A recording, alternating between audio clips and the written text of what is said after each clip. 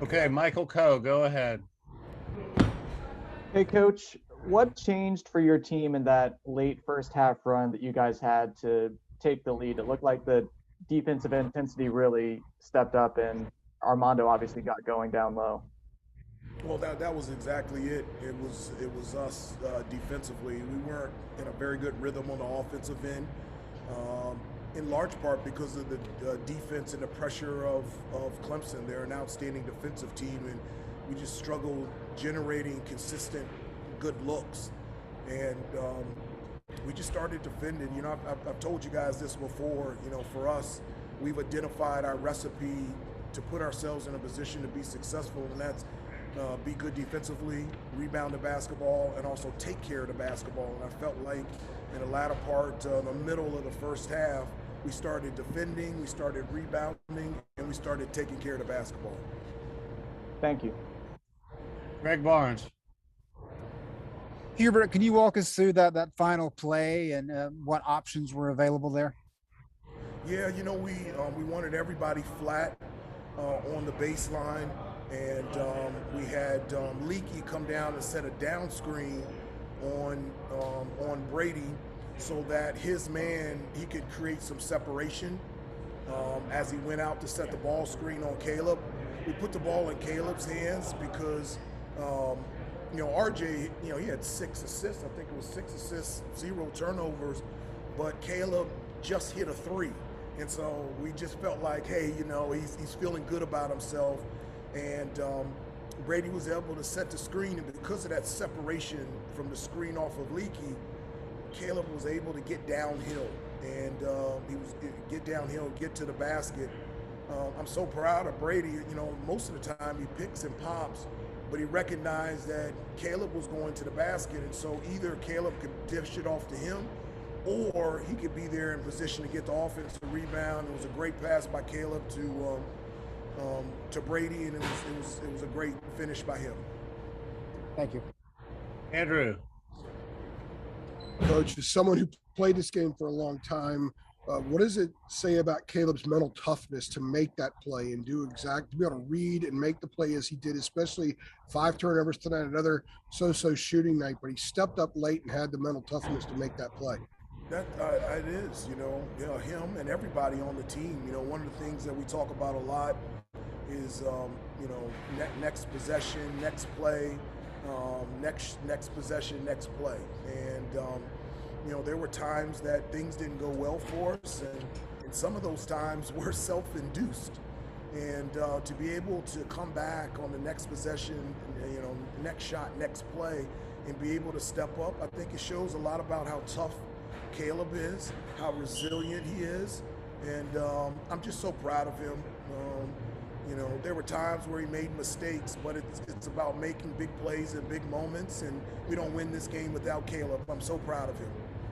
Thank you. Austin, go ahead. Hey, Coach. Battling out a physical contest down there, Little John in front of a hostile environment like that, I was just kind of wondering, what it says about the team at this point in the year, to be able to kind of hang in there with all the things that happened tonight and, come out with the win. Well, this is something, like a lot of people bring up, they keep bringing up, what happened against Tennessee, Kentucky, Duke, and Miami and Wake Forest, and I wish people would talk about how this group continues to bounce back.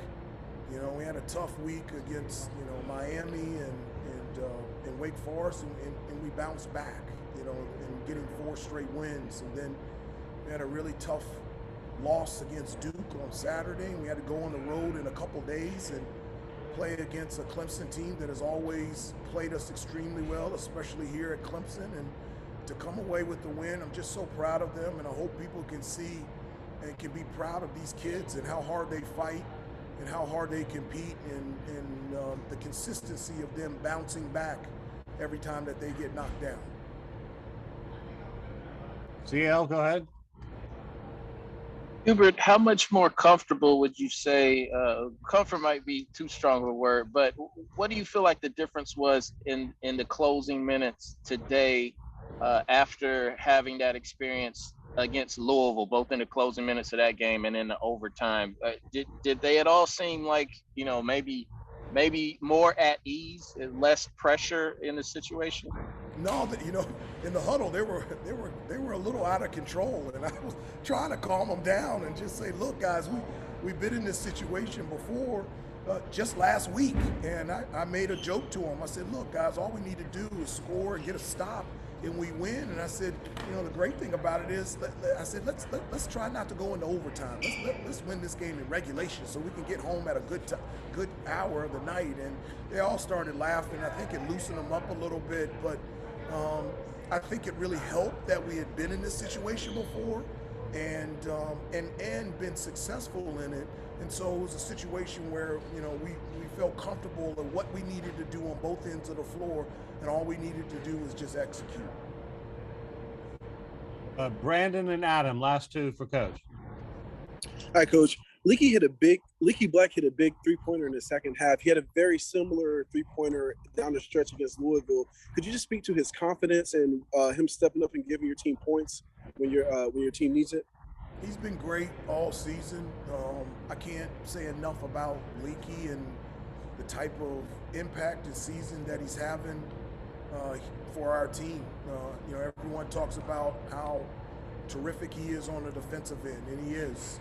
He leads our team in assist to turnover ratio. He's an outstanding rebounder, and when left open, he makes timely plays. I think he had 0 points in the first half. Second half, he had 11 points. Not only that big three, but he had a couple finishes around the basket, the pull-up jumper. We had him switched on to number 2, number 12, number 13. I mean, we had him on everybody, and so Leaky continues to have an unbelievable season, and I love coaching him, and I'm really proud of him. Thank you. All right, Adam, go ahead.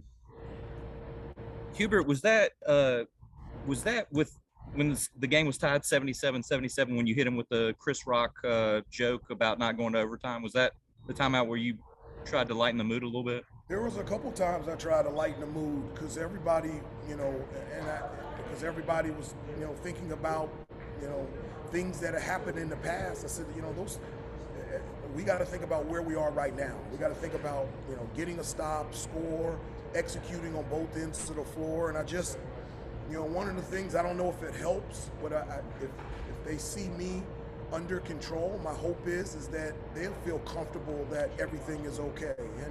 And at the end of the day, it's just a game of basketball. I know it's very competitive and there's a lot on the line, but at the end of the day, it's just basketball, and it's something that we always love and enjoy. And I want them to enjoy these moments and embrace them. I don't want them to run from them and feel like this is a place to be stressed or worried. It's a place to enjoy and love and experience. Did you, the very end there, when you're drawing up the play for Caleb and the screen and everything, you're hoping he turns the corner, I guess. Did you have any special instructions for him? Like, go ahead and take it, or look for Brady on the roll, or did you have anything special? No, right before we went out, I looked at him. I said, if you want to make a shot, you're allowed to make one. I give you permission to score. And he just laughed, and I said, just make a play. I said, if you're open, shoot the ball and make it. If somebody's open, just make the pass.